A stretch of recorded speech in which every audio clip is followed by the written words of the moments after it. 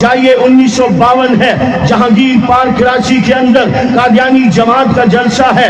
ظفر اللہ اس جلسے میں جانے کے لیے تیار بیٹھا ہے۔ خواجہ ناظم الدین گورنر جنرل ہیں، ظفر اللہ سے کہتے ہیں تم گورنمنٹ ملازم ہو، تم نے جلسے میں نہیں جانا۔ کاش افسران سمجھ لیں میرے یہ جملے سن کے، وہ بھی سمجھے ہم نبی کے غلام ہیں، نبی کی ختم نبوت کا تحفظ ہمارا کام ہے۔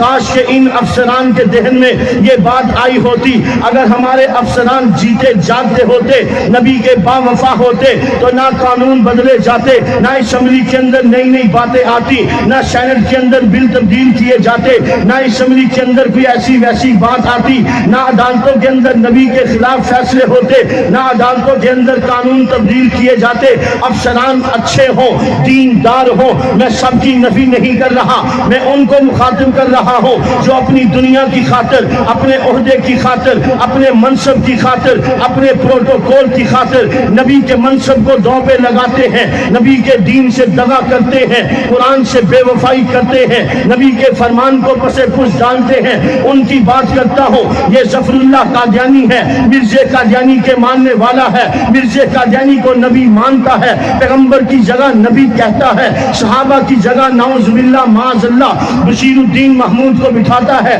نور الدین کو بٹھاتا ہے، نعوذ باللہ معاذ اللہ مرزے کے چیلوں کو صحابی کہتا ہے، مرزے کے گروؤں کو معاذ اللہ نعوذ باللہ نبی کے اصحاب کا درجہ دیتا ہے۔ یہ قادیان کے حج، قادیان کو حج کا درجہ دیتا ہے، نعوذ باللہ معاذ اللہ مرزا قادیانی کے شیطانی الہامات کو جس کا نام تذکرہ ہے اسے قرآن کا درجہ دیتا ہے۔ یہ ظفر اللہ اپنی قادیانیت کے لیے کتنا شدائی ہے، کتنا بے چین اور بےتاب ہے۔ خواجہ ناظم الدین نے اسے کہا تم نے جلسے میں نہیں جانا، تم گورنمنٹ ملازم ہو، تم جلسے میں نہیں جانا۔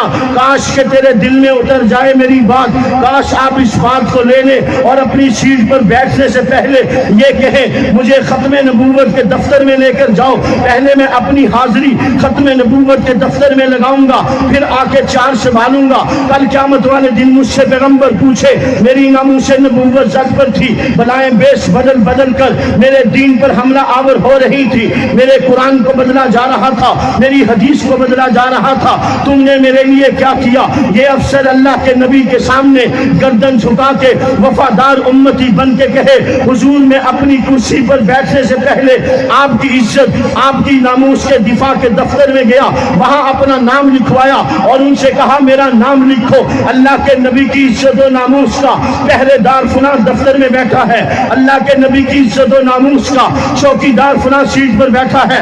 نبی کی عزت کی بات ہو مجھے آواز دو، نبی کی ناموس کی بات ہو مجھے آواز دو۔ تم بعد میں پہنچو گے، میں پہلے پہنچوں گا، تمہارا پسینہ گرے گا، میرا خون گرے گا۔ تم مجھے پکارو گے رات کے دن، رات کے اندھیرے میں پکارو گے، اجالا ہونے سے پہلے پہنچوں گا، اجالے میں پکارو گے، شام کا سورج غروب ہونے سے پہلے پہنچوں گا۔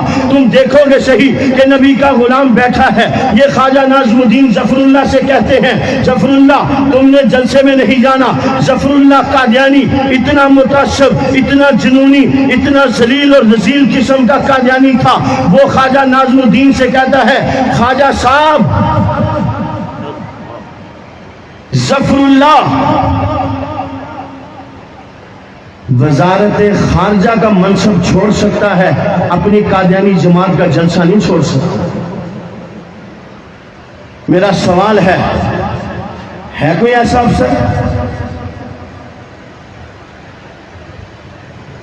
ہے کوئی ایسا تاجر؟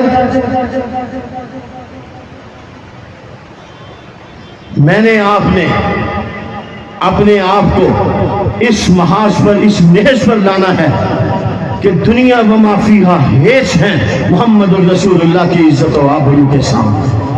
کیا خیال ہے ہمیشہ اس کام کے ساتھ وفاداری کریں گے؟